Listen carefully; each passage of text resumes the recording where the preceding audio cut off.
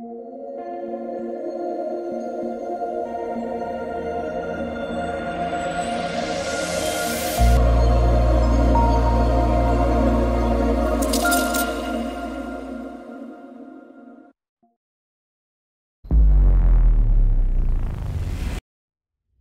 everyone, my name is Sir Medieval, and I'm here today to bring you a tips video on how to prepare for Total War Warhammer 2.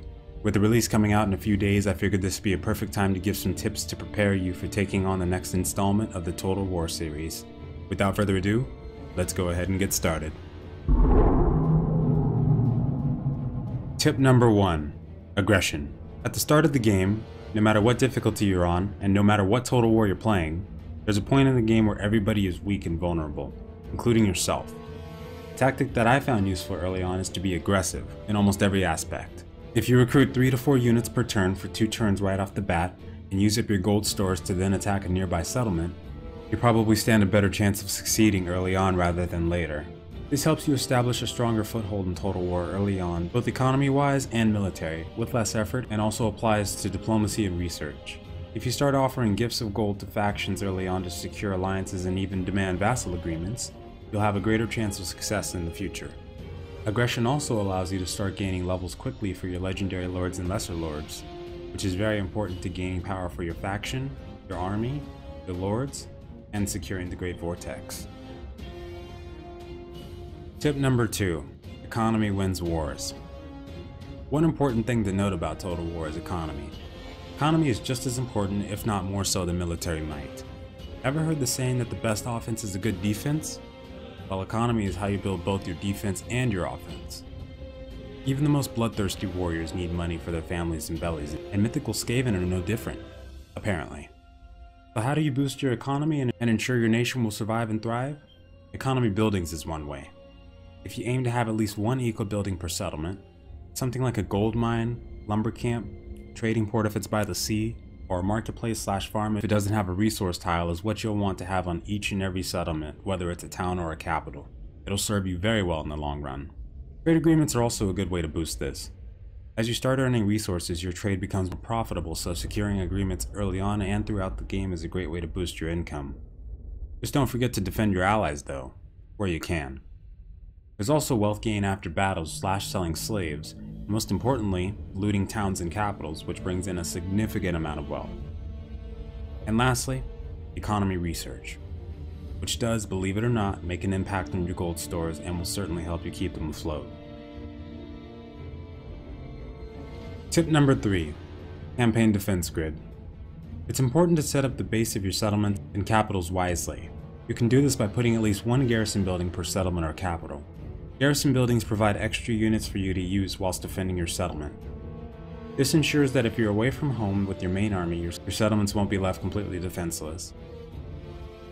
It's also a good idea to post armies on military fronts, which I nickname for towns or capitals that rest directly next to enemy territory. For these I use the 4-unit rule. If you post one legendary lord and 4 early game, mid game, or late game units, with their combined strength and the units we gain from the garrison, you should be able to take on almost any army, and cost very minimal upkeep. For settlements that are about to be attacked by 2 or 3 armies, you can also recruit more units temporarily and relieve them of duty after the battle is won. Warhammer 2 also implements a new feature called the Great Vortex, which requires you to conduct rituals to influence. You can accomplish this by completing missions or gaining your race's unique ritual currency through other means. Sometimes this will require you to take your main armies far from home, so ensuring you have a good defense setup around your perimeter is essential to claiming victory. Tip number 4. Diplomacy. Diplomacy is an extremely important tool in Total War. It can be the difference between facing 5 heavy-hitting enemy factions at once, taking on said 5 enemy factions with your 6 or 7 allies. This also goes hand in hand with being aggressive early on. Diplomacy-wise, you can earn good relations with factions quickly by offering them gifts of wealth.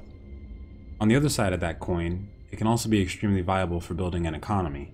The trick that I recommend using is once you obtain good relations with a faction that you periodically start demanding at least 10% of the total wealth as income. You should be able to see this variable via the diplomacy menu. Sometimes even though their total wealth is only 3,000, they will even give you 1,000 as tribute if you ask them. You can gauge how successful the request will be by looking at whether your chances are moderate, high or very low. Be sure to make use of both of these tactics to secure trade agreements, non-aggression pacts, vassals, and alliances. With the right use of diplomacy, you'll be well on your way to building an empire.